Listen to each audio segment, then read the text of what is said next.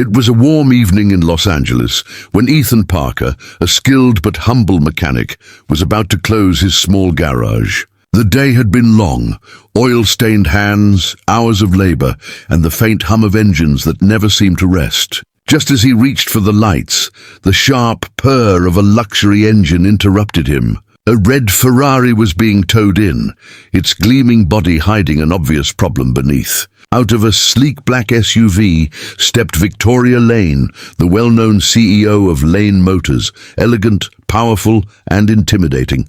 Victoria's eyes swept across the garage with mild disgust. The place was clean yet modest, a world away from her pristine offices and marble floors. "Fix this Ferrari," she said in a tone that carried authority, "and you can name your price." Ethan wiped his hands on a rag and nodded politely. "Ma'am, I'll take a look." But as he leaned under the hood, he realized this wasn't just a broken engine. It was a test of patience, skill, and heart.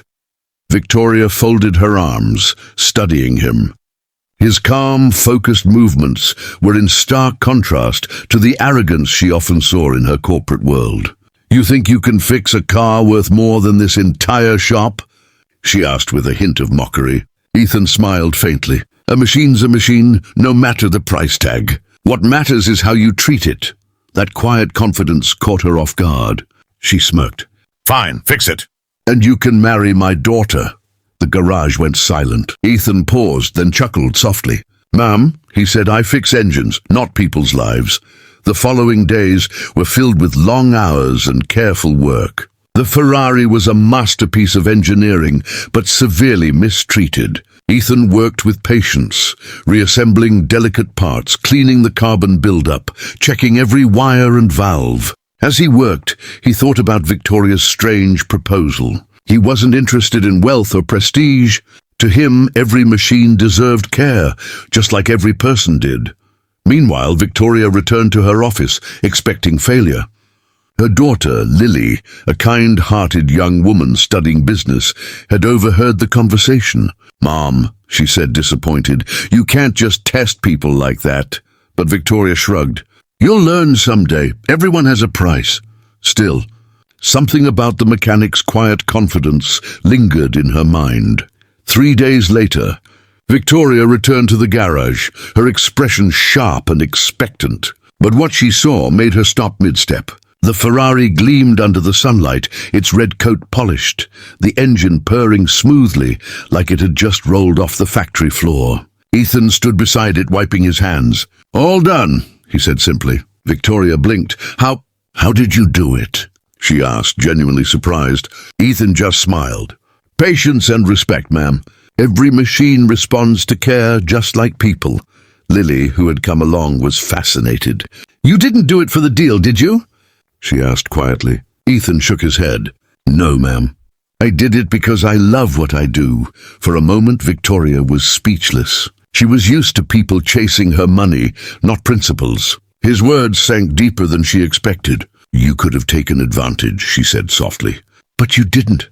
Ethan smiled humbly. "Ma'am, honesty builds stronger engines and better people."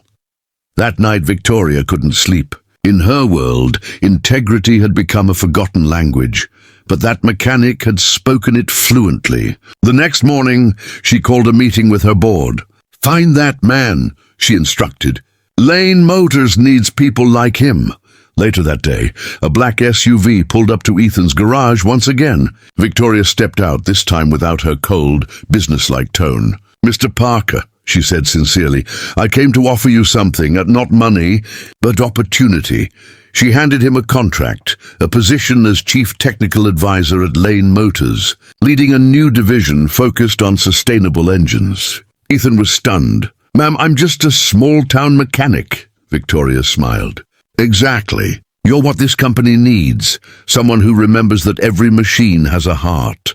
As they shook hands, Lily stood nearby, smiling warmly. "You know," she teased, "you might not have fixed lives, but you sure changed one." Ethan laughed softly. "Guess I did, ma'am." Months later, Ethan's innovations transformed Lane Motors. He didn't seek fame, but his ideas reshaped the industry.